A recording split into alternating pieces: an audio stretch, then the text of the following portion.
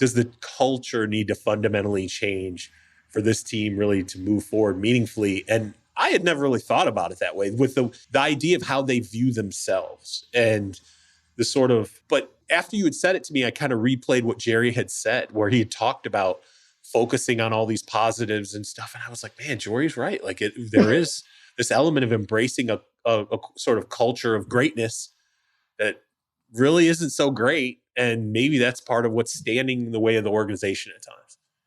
Right. I mean, again, I just happen to really identify with like the blue collar mentality, the grind, like how can you outwork everyone versus just decide you're already there. And I don't think this is a player's issue, to be clear, and certainly not the players coming in. Like I have no questions about Dak Prescott's work ethic. I think if you see Micah Parsons compete, you know how he's competing and the way he's competing.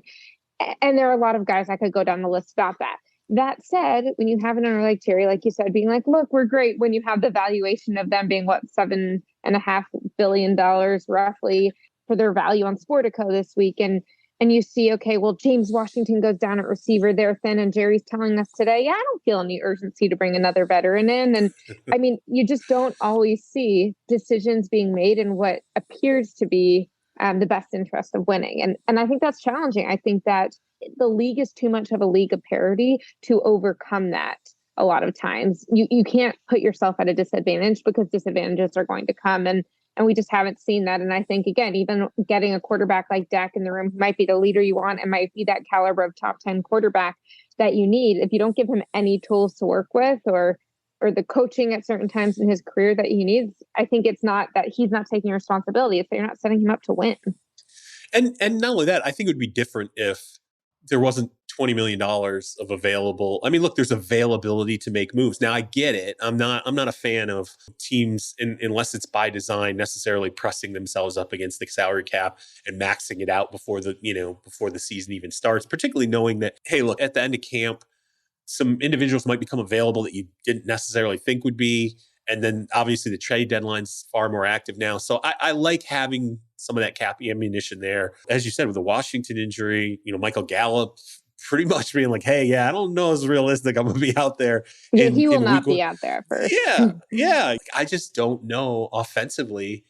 I don't see how this team can realistically be better. And you know more about the team than I do. But look, I saw the spark at times of Pollard, right? And I get the idea of not only fans wanting to embrace that, but reporters asking the question like, okay, you kind of see the gear change here.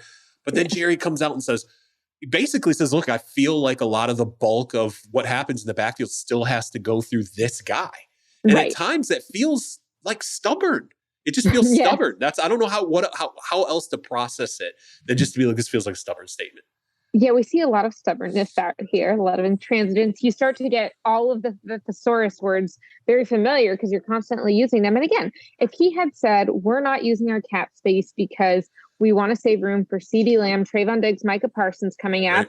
And so we need guys to step up. We need guys to really take it to the next level. Like, they do say some of that, but I think there's a difference between saying we're going to rely on people to step up than, well, we didn't need Randy Gregory. We didn't need Amari Cooper. No, you did need them. You don't have them. Live in the reality that you have, but be realistic about it and be realistic about the work it's going to take to get there. And I don't think that it should always be this salesman.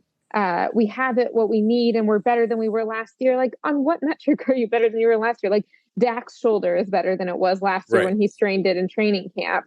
I think Jori does it to try and sell the fans, and he's clearly an incredible businessman. But at some point, you start to deceive players. One of the worst decisions you can make in this league at general manager is deceiving yourself, thinking you're there. Now, I will say, Jori the owner and Jori the general manager, in theory, are relatively different parts of him.